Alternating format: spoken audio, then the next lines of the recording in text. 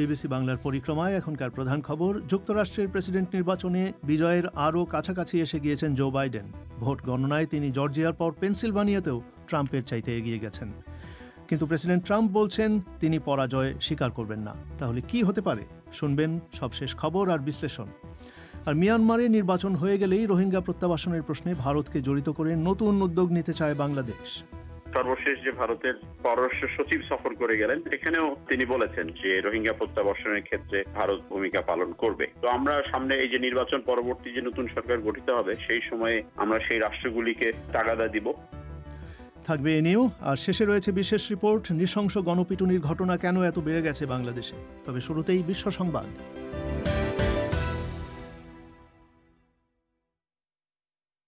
BBC Bangla বিশ্ব সংবাদ পড়ছি মোয়াজ্জেম হোসেন। যুক্তরাষ্ট্রের পরবর্তী প্রেসিডেন্ট হবার পথে জো বাইডেন আরও এক ধাপ এগিয়ে গেছেন। জর্জিয়া, অ্যারিজোনা এবং নেভাদার পর এবার পেনসিলভানিয়া রাজ্যেও মিস্টার বাইডেন সর্বশেষ ভোট গণনা অনুযায়ী প্রেসিডেন্ট ট্রাম্পের চেয়ে এগিয়ে আছেন। মিস্টার বাইডেনের এখন প্রেসিডেন্ট হবার জন্য 17টি ইলেকটোরাল কলেজ ভোট দরকার, তবে পেনসিলভানিয়ায় জয়লাভ করলে তিনি 20টি ভোট পেয়ে যাবেন। মিস্টার ট্রাম্পের শিবির বলছে ভোটযুদ্ধ এখনও শেষ হয়ে যায়নি। বিবিসির সংবাদদাতা বলছেন প্রেসিডেন্ট ট্রাম্পের হাতে আইনি পথ এবং ভোট জালিয়াতির প্রমাণবিহীন দাবি ছাড়া হোয়াইট হাউস আঁকড়ে রাখার মতো কার্যত আর কোনো উপায় নেই। ভারতের সেনাপ্রধান বিপিন রাওয়াত সতর্ক করে দিয়ে বলেছেন চীনের সঙ্গে তাঁর দেশের সীমান্ত নিয়ে যে উত্তেজনা চলছে তা আরও সহিংসতায় রূপ নিতে পারে। জেনারেল রাওয়াত বলেন বর্তমানে যে সীমান্ত রয়েছে তার কোনো সংশোধন ভারত মেনে নেবে না। তিনি বলেন লাদাখ এলাকায় সীমান্তের পরিস্থিতি উত্তেজনাপূর্ণ, দুপাশেই সৈন্য সংখ্যা বাড়ছে এবং বৃহত্তর সংঘাতের সম্ভাবনা উড়িয়ে দেওয়া যায় না। অস্ট্রিয়ার সরকার ভিয়েনা শহরের একটি মসজিদ এবং ইসলামিক কেন্দ্র বন্ধ করে দেবার আদেশ দিয়েছে। সোমবার ওই শহরে একজন ইসলামপন্থী বন্দুকধারী গুলি করে 4 জনকে হত্যা এবং 20 জনকে আহত করার পর এই আদেশ দেওয়া হলো। এক সংবাদ সম্মেলনে সরকারের একজন মন্ত্রী সুজান রাব বলেন পুলিশের হাতে নিহত 20 বছর বয়স্ক ওই বন্দুকধারীকে উগ্রপন্থায় দীক্ষিত করতে দুটি প্রতিষ্ঠানই ভূমিকা রেখেছে। ইতালিতে করোনা ভাইরাস ঠেকাতে নতুন করে লকডাউন আরোপের প্রথম দিনে আজ দুটি বড় শহর মিলান এবং তুরিনে পথঘাট অনেকটাই শান্ত ছিল বলে খবর পাওয়া যাচ্ছে। মিলানে বিভিন্ন ট্রেন স্টেশনের বাইরে পুলিশ লোকজনকে থামিয়ে ভ্রমণের যথাযথ কারণ আছে কিনা তা পরীক্ষা করছে। প্রধানমন্ত্রী জুসেপে কন্টে সতর্ক করে দিয়েছেন যে কঠোর ব্যবস্থা না নিলে কয়েক সপ্তাহের মধ্যেই হাসপাতালের ইন্টেনসিভ কেয়ার ইউনিটগুলো রোগীতে ভরে যাবে। ফেসবুক জানিয়েছে ভুয়া অ্যাকাউন্ট এবং ভুয়া পেজের 14টি স্বতন্ত্র নেটওয়ার্ক তারা বন্ধ করে দিয়েছে। 8টি দেশ থেকে এগুলো পরিচালিত হতো। ফেসবুক বলছে এসব নেটওয়ার্ক বিভ্রান্তিকর প্রচারণার মাধ্যমে রাজনৈতিক প্রভাব বিস্তারের চেষ্টা করছিল। বিবিসি বাংলার রাতের অনুষ্ঠান পরিক্রমায় আপনাদের সবাইকে স্বাগত জানাচ্ছি। আমি পুলক গুপ্ত। এখনকার প্রধান খবর, মার্কিন যুক্তরাষ্ট্রের পরবর্তী প্রেসিডেন্ট হবার পথে আরও এক ধাপ এগিয়ে গিয়েছেন ডেমোক্র্যাট জো বাইডেন। সবশেষ ভোট গণনার খবর অনুযায়ী জর্জিয়া, অ্যারিজোনা এবং নেভাদার পর এখন পেনসিলভানিয়া রাজ্যেও জো বাইডেন প্রেসিডেন্ট ট্রাম্পের চাইতে এগিয়ে গিয়েছেন। মিস্টার বাইডেনের এখন প্রেসিডেন্ট হওয়ার জন্য মাত্র 17টি ইলেকটোরাল ভোট দরকার। তবে তিনি যদি পেনসিলভানিয়ায় জয়লাভ করেন তাহলে তিনি 20টি ইলেকটোরাল ভোট পেয়ে যাবেন, যা যথেষ্ট হবে তাকে বিজয়ী ঘোষণার জন্য। তো সবশেষ ভোট গণনায় এখন কে কোথায় আছেন তা জানাতে ফোনে যোগ দিচ্ছেন বিবিসি বাংলার শাকিল আনোয়ার। শাকিল, সবশেষ খবর কি? পুলক, আপনি যেটা বলছিলেন পেনসিলভানিয়ার যে এগিয়ে গেছেন জো বাইডেন, এটা খুবই গুরুত্বপূর্ণ একটি ডেভেলপমেন্ট আপনি বলতে পারেন। জো বাইডেন জেতেননি এখনো এই নির্বাচনে, কিন্তু তিনি হোয়াইট হাউসের দরজায় টোকা দিতে শুরু করেছেন। আসলে যে 5টি রাজ্যের ফলাফলের উপর নির্বাচন এখন ফলাফল নির্ভর করছে, তার 4টিতেই এখন তিনি এগিয়ে। এবং এগুলোর মধ্যে সবচেয়ে বড় যেটি রাজ্য সেটি পেনসিলভানিয়া, যেখানে 20টি ইলেকটোরাল ভোট রয়েছে। সেখানে তিনি অনেক পেছন থেকে ডোনাল্ড ট্রাম্পকে টপকে এখন সামনে এগিয়ে গেছেন। গতকাল পর্যন্ত প্রায় 1.5-2 লক্ষ ভোটের পার্থক্য ছিল, তিনি পেছনে ছিলেন। কিন্তু এখন সর্বশেষ যেটা খবর আমরা পাচ্ছি সেটা প্রায় 7,000 ভোটে তিনি এগিয়ে গেছেন জো বাইডেন। 95% ভোট গণনা শেষ হয়েছে। আসলে এই রাজ্যের ফিলাডেলফিয়া কাউন্টি বা অন্যান্য যে সমস্ত শহুরে কাউন্টি আছে, আরবান কাউন্টি, সেখানে পোস্টাল ভোট যখনই গোনা শুরু হয়েছে তখনই কিন্তু ডেমোক্র্যাট প্রার্থী তরতর করে এগিয়ে যাচ্ছেন, একচেটিয়া ভোট পেয়েছেন। এবং এই রাজ্যে তিনি যদি জিতে যান, তার হাতে এখনই কিন্তু 253টি ইলেকটোরাল ভোট রয়েছে, এই রাজ্যের 20টি। তাহলে এখানে জিতলেই কিন্তু তিনি 270-এ সেই ম্যাজিক নাম্বার পেরিয়ে যাবেন। এছাড়া জর্জিয়াতে তিনি এগিয়ে আছেন, তারপরে অ্যারিজোনাতে এগিয়ে আছেন, নেভাদাতে এগিয়ে আছেন। ফলে মানে তিনি কিন্তু এখন সম্ভাবনা অনেক বেশি এবং সম্ভাবনা পিছিয়ে যাচ্ছে ডোনাল্ড ট্রাম্পের। তো অঙ্কটা কি বলছে যে মিস্টার ট্রাম্পের হাতে কি আসলে কোনো মানে পন্থা আছে এখন, অর্থাৎ ইলেকটোরাল ভোট বাড়িয়ে 270-এ পৌঁছানোর? দেখুন দেখুন পুলক, সম্ভাবনা আমি যেটা বলছি সেটা একেবারেই পিছিয়ে যাচ্ছে। আপনি জানেন যে যে অঙ্ক এখন দেখা যাচ্ছে তার পুরোটা পাল্লাই এখন বাইডেনের দিকে এগিয়ে যাচ্ছে। 4টি রাজ্যে তিনি এগিয়ে, আমি যেটা বলছিলাম পেনসিলভানিয়াতে তিনি এগিয়ে গেছেন, অনেকটা এগিয়ে যাচ্ছেন, আরো বাড়ছে। মানে তার তার যে পার্থক্য সেটা আরো বাড়ছে। জর্জিয়াতে তিনি এগিয়ে আছেন, সেখানে কিন্তু খুবই খুবই টাইট কম্পিটিশন হচ্ছে এবং জর্জিয়াতে আবারও মানে গণনা হতে পারে বলে আমরা খবর পাচ্ছি। অ্যারিজোনাতে তিনি বেশ এগিয়ে আছেন, নেভাদাতেও বেশ এগিয়ে আছেন। এখন এখন যদি দেখি ডোনাল্ড ট্রাম্পকে এখন ম্যাজিক নাম্বারে পৌঁছাতে গেলে 270 পৌঁছাতে গেলে 56টি এখনো ইলেকটোরাল ভোট লাগবে। তার অর্থ হচ্ছে তাকে জিততে হবে পেনিসিলভানিয়ায় এবং আরো 3টি রাজ্যে জিততে হবে, তার ভেতরে জর্জিয়াতে অবশ্যই জিততে হবে, না হলে হবে না তার। শাকিল, আপনাকে অনেক ধন্যবাদ। সবশেষ খবর জানাচ্ছিলেন শাকিল আনোয়ার। অন্যদিকে বিভিন্ন মার্কিন সংবাদ মাধ্যমে বলা হচ্ছে যে প্রেসিডেন্ট ট্রাম্প বলছেন পরাজয় স্বীকার করার তার কোনো ইচ্ছে নেই, কারণ ভোটের যুদ্ধ তার মতে শেষ হয়নি। এবং বিশ্লেষকরা বলছেন যে ট্রাম্পের হাতে আইনি পথ এবং ভোট জালিয়াতির প্রমাণবিহীন দাবি ছাড়া হোয়াইট হাউস আঁকড়ে রাখার কার্যত আর কোনো উপায় নেই। তো কি হতে পারে যদি তিনি পরাজয় স্বীকার না করেন? এই প্রশ্ন আমি করেছিলাম যুক্তরাষ্ট্রের ইলিনয় স্টেট বিশ্ববিদ্যালয়ের রাজনীতির অধ্যাপক আলী রিয়াজকে। মিস্টার ট্রাম্পের পরাজয় স্বীকার করার উপর কিছুই নির্ভর করে না, কারণ এটা একটা আনুষ্ঠানিকতা মাত্র। যুক্তরাষ্ট্রের সংবিধান বলে যে 20শে জানুয়ারি দুপুর 12টার পরে যিনি প্রেসিডেন্ট ছিলেন আগে, তিনি আর প্রেসিডেন্ট থাকবেন না। অর্থাৎ তার দেয়া কোনো নির্দেশ কারো মানার কোনো রকম বাধ্যবাধকতা নাই। আসলে তিনি কোনো নির্দেশ দিতেই পারেন না তাকে, যদি না তিনি নিজে আবার পুনর্নির্বাচিত হয়ে শপথ গ্রহণ করেন। 20শে জানুয়ারির দুপুর 12টার পরে মিস্টার ট্রাম্প আর প্রেসিডেন্ট থাকবেন না। আসলে নির্বাচনের প্রক্রিয়া যেটা, সেটা হচ্ছে এখন যে পপুলার ভোট সেগুলি গোনা হচ্ছে। গোনার মাধ্যমে কি হচ্ছে, আসলে ইলেকটোরাল কলেজের ভোটগুলি নির্ধারণ করা হচ্ছে। পপুলার ভোট যখনই গোনা শেষ হবে তখন এটা সার্টিফাই করতে হবে, অর্থাৎ স্থানীয় কর্তৃপক্ষ, অঙ্গরাজ্যের যারা কর্তৃপক্ষ তারা আসলে এটা সার্টিফাই করবেন। এখন এই সার্টিফাই করা নিয়েই যে সমস্যাটা দেখা দিতে পারে যে সার্টিফাই করা হচ্ছে কিনা। অধিকাংশ ক্ষেত্রে আমার অনুমান যে সার্টিফাই করা হবে, বিশেষ করে যে সমস্ত অঙ্গরাজ্য নিয়ে এখন আমরা শুনতে পাচ্ছি যে মিস্টার ট্রাম্প আপত্তি করছেন, সেখানেও আসলে কর্তৃপক্ষ আসলে সার্টিফাই করতে এক অর্থে আইনগতভাবে বাধ্য। কিন্তু প্রশ্নটা হচ্ছে যে ইলেকটোরাল কলেজের সদস্য কাদের নির্বাচন করবেন? স্থানীয় অর্থাৎ রাজ্যের আইনসভার চাইলে যাদেরকে পপুলার ভোটে বিজয়ী, অর্থাৎ ধরুন বাইডেনের প্রতিনিধিদের বাদ দিয়ে তারা কিন্তু চাইলে তাদের নিজেদের পছন্দ মতো লোকদেরকে আসলে ইলেকটোরাল কলেজের প্রতিনিধি হিসেবে পাঠাতে পারেন এবং ভোটগুলো পাঠাতে পারেন। এই ইলেকটোরাল কলেজের ভোট হবে 14ই ডিসেম্বর। এখন এক্ষেত্রে যেটা হতে পারে সেটা হচ্ছে দুটো স্লেট তৈরি হতে পারে। একটা হচ্ছে যেগুলো আসলেই পপুলার ভোটকে রিফ্লেক্ট করবে, আরেকটা হচ্ছে ধরুন রাজ্যের আইনসভা তারা আলাদা করে পাঠালেন, সেগুলো আবার গোনা হবে। সেগুলো কখন গোনা হবে? সেটা কংগ্রেসে গোনা হবে জানুয়ারির 6 তারিখে। সেই বৈঠকে আসলে সভাপতিত্ব করবেন ভাইস প্রেসিডেন্ট পেন্স।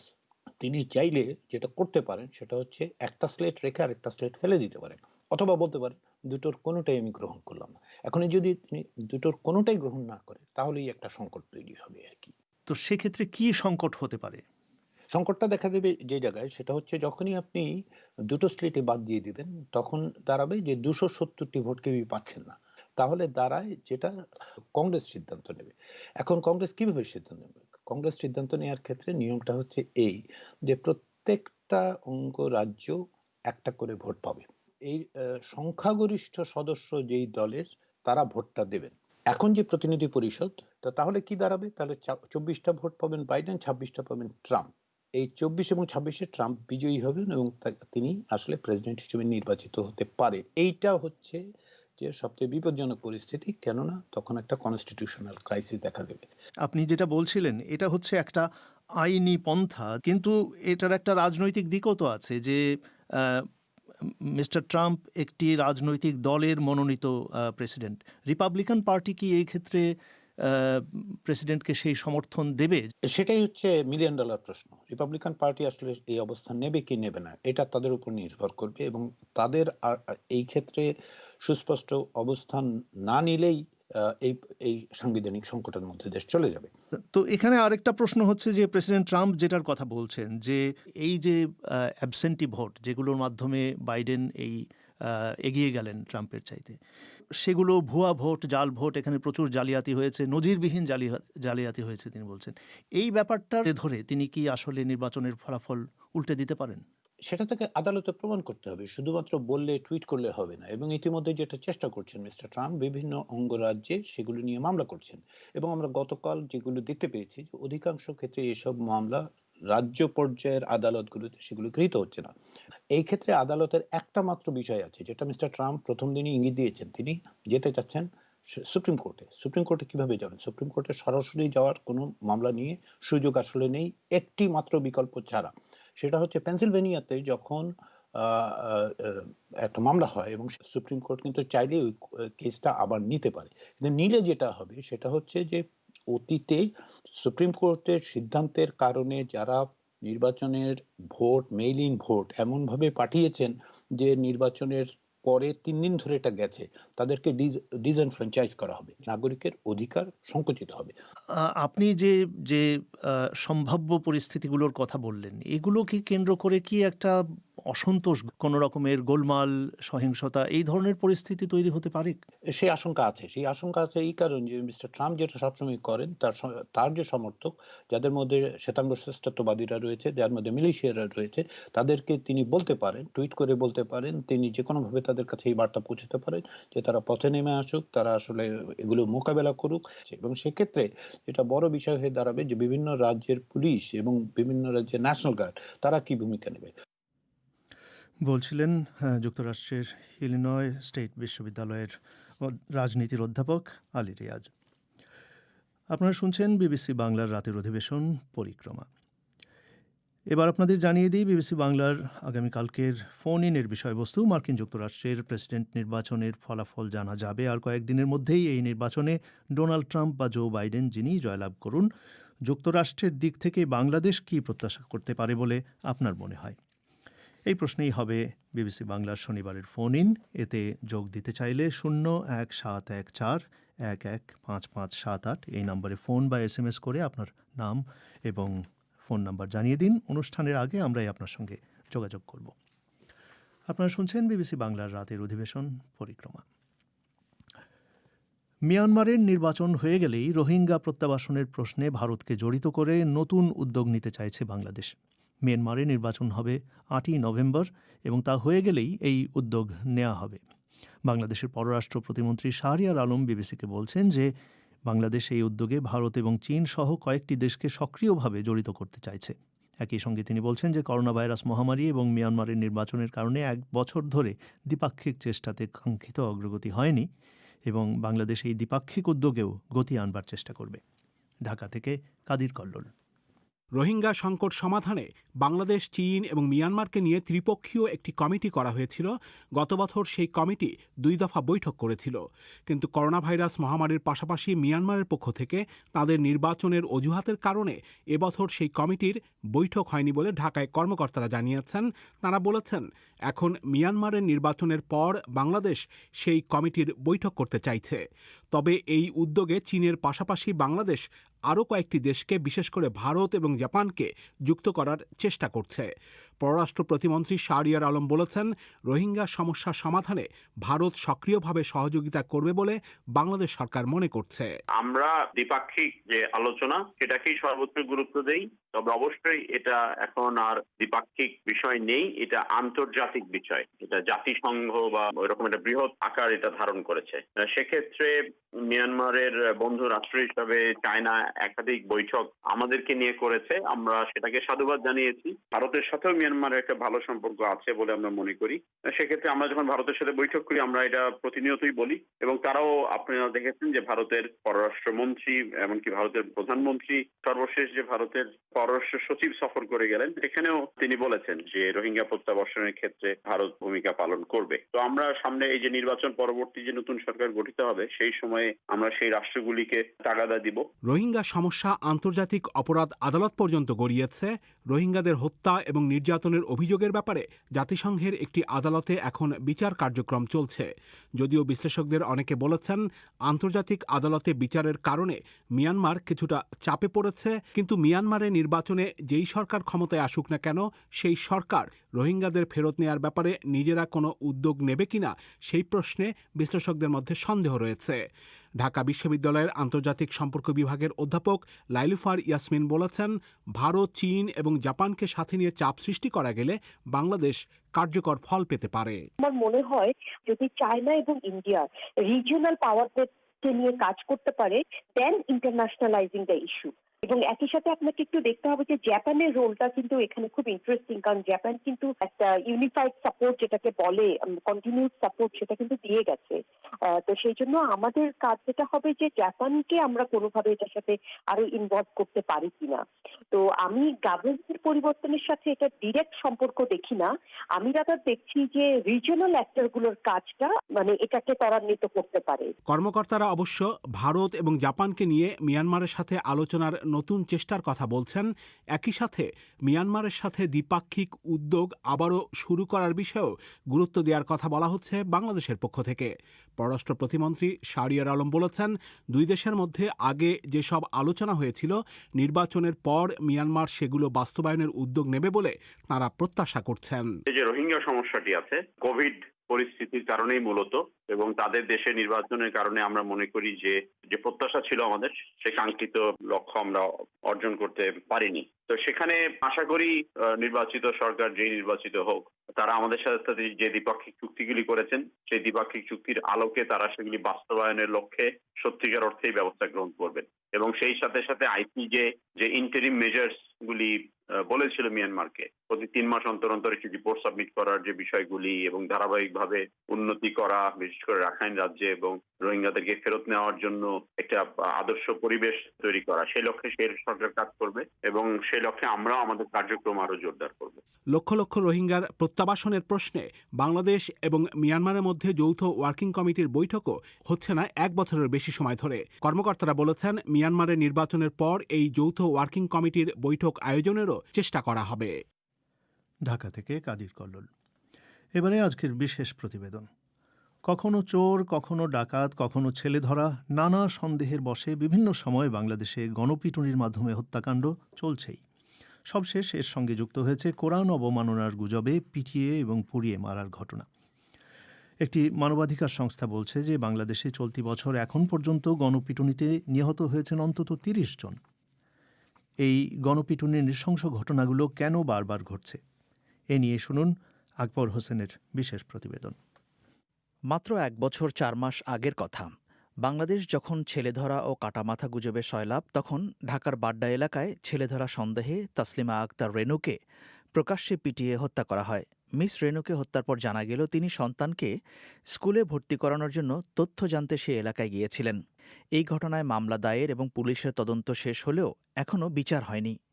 নিহত মিস রেনুর ভাগ্নে এবং মামলার বাদী সৈয়দ নাসিরউদ্দিন টিটুর মুখে এখন শুধুই হতাশা। বিচারটা যদি ঠিক মতো হয় এবং বিচার যদি বিচারের মতো হয়, তখন ওই বিচারের মধ্যে একটা বার্তা থাকে, একটা মেসেজ থাকে, যে মেসেজের মাধ্যমে পরিবর্তন আসতে পারে। বাট আমরা যেটা আমার ফ্যামিলির অনেক সদস্যই এখন প্রায় হাল ছেড়েই দিয়েছে।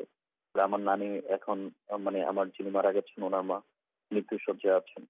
তো ওনারা একটা আশা ছিল যে হয়তোবা বিচারটা উনি দেখে যেতে পারবেন। বিচারটা দ্রুত যদি হয়ে যেত এবং তাদেরকে যদি আইনের আওতা আমরা যদি নিয়ে আসতে পারতাম, সেই ক্ষেত্রে কিছুদিন আগে যে একজনকে পুড়িয়ে মারা হয়েছে তখন কিন্তু মানুষ সেই সাহসটা পেত না। তো আমার খালার আগে যাদেরকে মারা হয়েছে তাদেরও যদি বিচার ঠিক মতো হতো তাহলে হয়তো এই সমস্যাটা হতো না। এ তো গেল গত বছরের ঘটনা। এখন থেকে ৯ বছর আগে ঢাকার কাছের আমিনবাজারে ৬ ছাত্রকে ডাকাত সন্দেহে পিটিয়ে হত্যা করে একদল এলাকাবাসী। হত্যাকাণ্ডের পরে জানা গেল তারা ডাকাত নয়, বরং শবে বরাতের রাতে বন্ধুরা মিলে সেখানে ঘুরতে গিয়েছিল। নিহতদের মধ্যে একজনের পিতা সাবেক ডেপুটি অ্যাটর্নি জেনারেল ও সুপ্রিম কোর্টের আইনজীবী আমিনুর রহিমও বলছিলেন, ৯ বছরেও বিচার শেষ হয়নি। এই তো বিভিন্ন ভাবে চড়াই উতরাই পার করে আপনার এখন মামলাটা ওই আর্গুমেন্ট স্টেজে আছে এবং একটা দীর্ঘ পরিক্রমা মধ্যে দিয়ে আসলো আর কি। এখন দেখা যাক এখন রায় কি হয়। এটা কারণ তো মানে এভরিবডি নোজ, কারণ বাংলাদেশে তো একটা বিচার শুরু হলে সেখানে বিভিন্ন রকম স্টেজ পার হয়ে আসতে হয়। আমি মনে করি যে বিচার সবসময় দ্রুত হওয়া ভালো, আবার এমন দ্রুত হওয়া ঠিক না যাতে আপনার মানে প্রপার এভিডেন্স গুলো যাতে এডিউস না হয়। তো আমি মনে করি যে একটা যুক্তিসঙ্গত সময়ের মধ্যে বিচার কার্য সম্পন্ন হওয়া উচিত। তা আপনার ছেলের ক্ষেত্রে কি সেটা হয়েছে? এই মামলার ক্ষেত্রে না, যুক্তিসঙ্গত আমি মনে করি না যুক্তিসঙ্গত সময় এটা হয়নি। মানে আর কি বলবো আর কি, আমার তো আর বলার কিছু নাই তেমন। গণপিটুনির নামে অসংখ্য হত্যাকাণ্ড হয়েছে বাংলাদেশে। ২০০৬ সালের ২৮শে অক্টোবর ঢাকার পল্টনের রাস্তায় জামায়াত ইসলামের কয়েকজন কর্মীকে পিটিয়ে হত্যা করা হয়। সে ঘটনারও কোনো বিচার হয়নি। গণপিটুনির নামে হত্যাকাণ্ড বাংলাদেশে থেমে নেই। এর মধ্যে সর্বশেষ যুক্ত হয়েছে কোরআন অবমাননার গুজব ছড়িয়ে এক ব্যক্তিকে পিটিয়ে হত্যার পর মৃতদেহে আগুন ধরিয়ে দেওয়া। গণপিটুনির নামে যখনই কোনো হত্যাকাণ্ড হয় তখনই একটি মামলা হয়, কিন্তু আজ পর্যন্ত কোনো ঘটনার বিচার শেষ হয়নি। সুপ্রিম কোর্টের আইনজীবী মিতি সানজানা। নিরপরাধ বা অপরাধী যাই হোক, এই বিষয়টা আমি খুব স্পষ্টভাবে বলতে চাই, তিনি অপরাধী বা নিরপরাধী এটি আইনের মাধ্যমে বিচার ব্যবস্থা বিচার প্রক্রিয়ার মাধ্যমে সেটি প্রমাণিত হবে। একজন মানুষের কিন্তু আইন হাতে তুলে নেওয়ার কোনো ধরনের কোনো সুযোগ নেই। এখন পর্যন্ত বাংলাদেশে খুবই দুঃখজনক ভাবে আমরা একটিও আপনার উদাহরণ পাইনি যেখানে গণপিটুনি দেওয়ার কারণে কোনো ব্যক্তি সাজা ভোগ করেছে বা তার কারাদণ্ড হয়েছে, যার ফলে কিন্তু এই ধরনের সামাজিক অপরাধগুলোকে প্রশ্রয় পেতে পেতে এটিকে আমরা খুব আমরা এটির সাথে খুব স্যানিটাইজড হয়ে যাচ্ছি যে এটা কিন্তু খুবই সহনশীল আমরা যে এই ধরনের ঘটনা গুলো যার ফলে একের পর এক কিন্তু ঘটেই যাচ্ছে যেহেতু কোনো ধরনের উদাহরণ নেই। গণপিটুনির সময় মানুষের মাঝে নৃশংসতার মনোভাব অনেককে চমকে দিয়েছে। খবরগুলো পর্যালোচনা করে দেখা গেছে বেশিরভাগ ঘটনা ঘটেছে গ্রামাঞ্চলে নতুবা শহরাঞ্চলের নিম্ন মধ্যবিত্ত এলাকায়। বিশ্লেষকরা বলছেন, গণপিটুনির মতো অপরাধের ক্ষেত্রে দেখা যাচ্ছে আর্থসামাজিক বিষয়টি অত্যন্ত গুরুত্বপূর্ণ। ঢাকা বিশ্ববিদ্যালয়ের অপরাধ বিজ্ঞানের শিক্ষক খন্দকার ফারজানা রহমান গণপিটুনির ঘটনাগুলোর দিকে নজর রাখেন। ধরুন যে সোসাইটিতে সোশ্যাল ইনইকুয়ালিটি বেশি থাকে, আনইকুয়াল ডিস্ট্রিবিউশন অফ রিসোর্সেস থাকে, তখন হয় কি একটা অংশ একটা জনগোষ্ঠী তারা তো প্রান্তিক বা ভালনারেবল হয়ে যায়। প্রপার লাইফ লিভিং এর জন্য কিন্তু কিছু বেসিক কন্ডিশন সোসাইটিকে দিতে হয় মানুষকে। সেই জিনিসগুলো যেহেতু সোসাইটি দিচ্ছে না, সেহেতু ওই মানুষটা সোসাইটির প্রতি দায়বদ্ধতা ঠিক সেইভাবে প্রকাশ করতে পারছে না।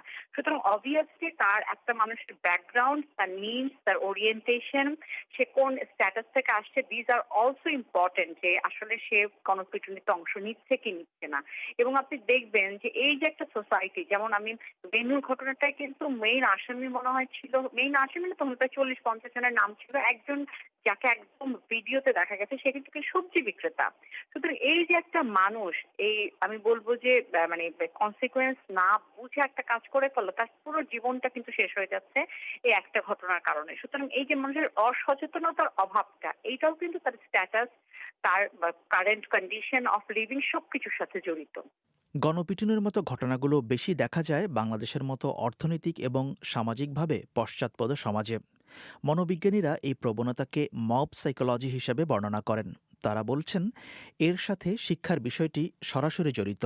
যারা গণপিটুনির মতো অপরাধে জড়িত হচ্ছে তারা উচিত কিংবা অনুচিতের মধ্যে পার্থক্য নির্ণয় করতে পারেন না। ঢাকা বিশ্ববিদ্যালয়ের মনোবিজ্ঞানের অধ্যাপক মাহফুজা খানমের মতে গণপিটুনিতে অংশ নেওয়া ব্যক্তিদের সত্য মিথ্যা যাচাই করার মতো ক্ষমতাও নেই। শিক্ষার ফলে মানুষের কি হয় যে পার্সোনালিটিটা একটু স্ট্রং হয়, তাই না? নিজে কোনটা রাইট কোনটা রং এই ডিসিশনটা নেওয়ার ক্ষমতাটা মানুষের কিন্তু তখন বেশি জন্মে। তার ফলে হয় কি যে ওই সব ক্ষেত্রে এরা নিজেকে যতটুকু রেজিস্ট করতে পারে যে আমি এই বিহেভিয়ারটা করবো না। গ্রামের একটু লোকজন সাধারণত দেখা যায় যে কম শিক্ষিত হয় বা এই ধরনের কারণে হয় কি অন্যের দ্বারা ইনফ্লুয়েন্সটা তারা বেশি হয়, অর্থাৎ রেজিস্টিং যে পাওয়ার, নিজেকে রক্ষা করার যে পাওয়ারটা এদের একটু কম থাকে, এরা যার জন্য ইনফ্লুয়েন্স হয় বেশি। এবং এটা কিন্তু দেখবেন যে ইয়াং জেনারেশনের মধ্যেই এই টেন্ডেন্সিটা বেশি। এই যে গণপিটুনিতে যারা অংশগ্রহণ করে এদের ম্যাক্সিমাম কিন্তু ইয়াং। গণপিটুনির সময় মানুষ কেন এতটা বেপরোয়া ও নৃশংস হয়ে ওঠে তার কিছু কারণ আছে। ঢাকার জাতীয় মানসিক স্বাস্থ্য ইনস্টিটিউটের অধ্যাপক তাজুল ইসলাম সামাজিক মনস্তত্ত্ব নিয়ে গবেষণা করেছেন। তিনি বলেন, কোনো ব্যক্তির এককভাবে অপরাধ করা আর সংঘবদ্ধ অপরাধ করার মধ্যে পার্থক্য রয়েছে। যখন কোন একটা কাজ আমরা করি সেই কাজটা খারাপ হবে কিনা, সেই খারাপ কাজটা পরিণতি কি হবে সেটা আমরা কিন্তু বিবেচনা করি। কিন্তু মব সাইকোলজিতে যেটা হয় সেটা তারা মনে করে যে এতজন লোক যখন একসঙ্গে কাজ করছে এটা পুরো দায়িত্ব সে এককভাবে তার নিজের কাছে সে নেয় না বা মনে করে না। সে মনে করে এটার জন্য যে পরিণতি হবে, দায়ভোগ হবে, এটা মানে ডিস্ট্রিবিউটেড হয়ে গেছে সবার কাছে, যার ফলে তার এটার যে খারাপ পরিণতি, একজন মানুষকে খুন করলে যে খুনের সে এককভাবে যে সে দায়ী হবে বা তার ফাঁসি হবে, এটা যখন সে এককভাবে কাজ করতে যায় তখন যেরকম মনে হয়, মব সাইকোলজিতে সবাই মনে করে এটা তার দায়িত্ব না, এটা তার দায় না এবং এটার জন্য সে রেসপন্সিবল হবে না। এরকম একটা ডিফিউশন অফ রেসপন্সিবিলিটি তাদের মনের ভিতরে থাকে। গণপিটুনির মাধ্যমে সন্দেহভাজনদের পিটিয়ে হত্যাকাণ্ডের বিরুদ্ধে বাংলাদেশের সাধারণ মানুষের মধ্যে তেমন কোনো প্রতিক্রিয়া দেখা যায় না। এই বিষয়টিকে অনেকে হয়তো উপেক্ষা করেন। সমাজের একটি অংশের মধ্যে এমন প্রবণতাও দেখা যায় যে গণপিটুনির জন্য দেশে আইনের শাসনের অভাবকেই তারা দায়ী করেন। বিশ্লেষকদের অনেকেই বলছেন, এ ধরনের মানসিকতা অপরাধীদের পরোক্ষ সমর্থন দেওয়ার মতো। ঢাকা বিশ্ববিদ্যালয়ের অপরাধ বিজ্ঞানের শিক্ষক ফারজানা রহমান বলছেন, নিরাপত্তা বাহিনীর হাতে যেভাবে বিচার বহির্ভূত হত্যাকাণ্ড হয়, তেমনি গণপিটুনির নামেও বিচার বহির্ভূত হত্যাকাণ্ড চলছে। আমরা যদি এনকাউন্টারের জন্য এত চিৎকার চেঁচামেচি করি যে এনকাউন্টার হিউম্যান রাইটস ভায়োলেশন করতেছে, এনকাউন্টারে কোনো ব্যক্তি আইনের আওতায় না এসে তার বিচার হয়ে যাচ্ছে, তো গণপিটুনিও একটা পিওরলি এক্সট্রা জুডিশিয়াল কিলিং, এবং এটা আমি মনে করি এনকাউন্টারের মতো সেম পরিমাণ ঘৃণ্য। দ্য প্রবলেম ইজ এনকাউন্টার যারা করছে তারা একটা লিগ্যাল এন্টিটি, আমরা তাদেরকে বলছি যে তোমরা আইনের রক্ষক, তো তোমরা কেন এটা করছো, তাদেরকে অ্যাকাউন্টেবল করাটা সহজ। কিন্তু গণপিটুনিতে প্রবলেমটা হচ্ছে যে আপনি you can not identify each and every person যে কারা আসলে গণপিটুনিতে অংশগ্রহণ করলো, এবং অনেক সময় কোর্ট তাদের দীর্ঘসূত্রিতার জন্য হয়তো কোনো মামলার রায় ঠিক মতো দিতে পারে না, সেটাও সত্য। কিন্তু তার মানে এটা না যে লাইক একটা সিভিলাইজ নেশনে, যে কোনো দেশে এখন আপনি যদি নিজেই নিজের আইন তুলে নেন সেই জায়গায় ললেসনেস তৈরি হবে, একটা বিশৃঙ্খলা তৈরি হবে। সুতরাং কোনো সিভিলাইজ কান্ট্রিতে ইট ইজ নট জাস্টিফাইড যে গণপিটুনি দিচ্ছে সে আইনের শাসন প্রতিষ্ঠা করতেছে না। এদিকে সরকারের স্বরাষ্ট্র মন্ত্রণালয়ের কর্মকর্তারা বলছেন, সাম্প্রতিক সময়ে গণপিটুনির ঘটনাগুলোর ক্ষেত্রে গুজব একটি বড় ভূমিকা পালন করেছে। প্রতিটি ঘটনায় মূল অপরাধীদের চিহ্নিত করা হয়েছে বলে কর্মকর্তারা দাবি করছেন। যেহেতু এসব ঘটনার সাথে বহু মানুষের অংশগ্রহণ থাকে, সেখানে প্রকৃত অপরাধীদের চিহ্নিত করতে সময় লাগে এবং সেজন্যই বিচার কাজেও সময় লাগছে বলে তারা উল্লেখ করেন। আকবর হোসেনের বিশেষ প্রতিবেদন। অনুষ্ঠান শেষ করবার আগে প্রধান খবর আরেকবার। মার্কিন যুক্তরাষ্ট্রের প্রেসিডেন্ট নির্বাচনে বিজয়ের আরও কাছাকাছি এসে গিয়েছেন জো বাইডেন। ভোট গণনায় তিনি জর্জিয়ার পর এবার পেনসিলভানিয়াতেও ট্রাম্পের চেয়ে এগিয়ে গেছেন। তবে প্রেসিডেন্ট ট্রাম্প বলছেন যে ভোটের লড়াই শেষ হয়নি। আর কিছুক্ষণ আগে পাওয়া খবরে বলা হচ্ছে, জর্জিয়া রাজ্যের কর্মকর্তারা বলছেন যে সেখানে ভোট পুনর্গণনা করা হবে। শেষ করছি আজকের পরিক্রমা। আমাদের পরবর্তী অধিবেশন প্রবাহ বাংলাদেশের সময় আগামীকাল সন্ধে 7:30, ভারতের সময় 7টায় শুনবেন আশা করে। পুলক গুপ্ত এখানেই বিদায় নিচ্ছি আজকের মতো। ভালো থাকবেন। শুভরাত্রি।